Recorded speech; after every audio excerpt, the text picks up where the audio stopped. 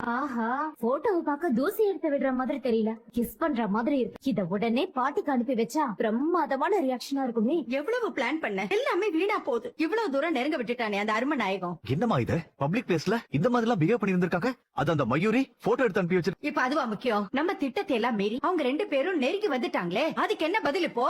இதெல்லாம் பாக்குறதுக்கே அருவருப்பா இருக்குமா. இது எல்லாத்துக்கும் காரணம் யாரும் தெரியும்ல. ஐயோ, திரும்ப திரும்ப ஏன் மேலேயே பழிய போடாதேன்னு சொல்லிட்டேன் நான். ஐயோ, காரணம் நீ இல்லமா, உன் பொண்ணு அந்த ராதா தான். அவ தான் இவ்வளவு ஏற்பாடையும் செய்யறா. ஏண்டா, அவளா ஏற்காடுக்கு போறேன்னு சொன்னா நான் தானே ஏற்பாடு பண்ணி கொடுத்தேன். ஆனா மொத்த குடும்பத்தையும் கூட்டிட்டு போனது யாரு? ராதாதானமா? இது எதுவுமே எனக்கு சரியா படல. முதல்ல போன போட்டு எல்லாரையும் அங்க இருந்து உடனே கிளம்பி வீட்டுக்கு வர சொல்லுங்கம்மா பிளீஸ். எல்லாமே கைமீறி போயிடுமா. வாங்கன்னு சொன்ன உடனே அதுங்க அப்படியே கிளம்பி வந்துருமா?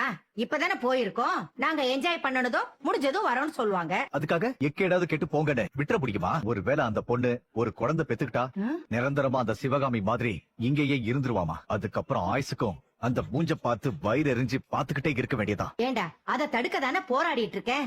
இத நான் தடுத்தே தீருவேன். மண்ணாங்கட்டி நியூ இயர் செலிப்ரேஷன் பண்றதுக்கு அனுப்பி வச்சேன். அன்பும் அந்த கண்மணியும் சேர்ந்துட கூடாது. கூட இருந்து எல்லா வேலையும் பாக்கணும்னு சொல்லி தானே உங்களை நான் அனுப்பி வச்சேன். ஓ, அப்ப நம்ம நினைச்சது சரிதான். மொத்த குடும்பத்தையும் குடிக்க வச்சு அந்த அரும நாயகம் அழிச்சிருவான் போல இருக்கு.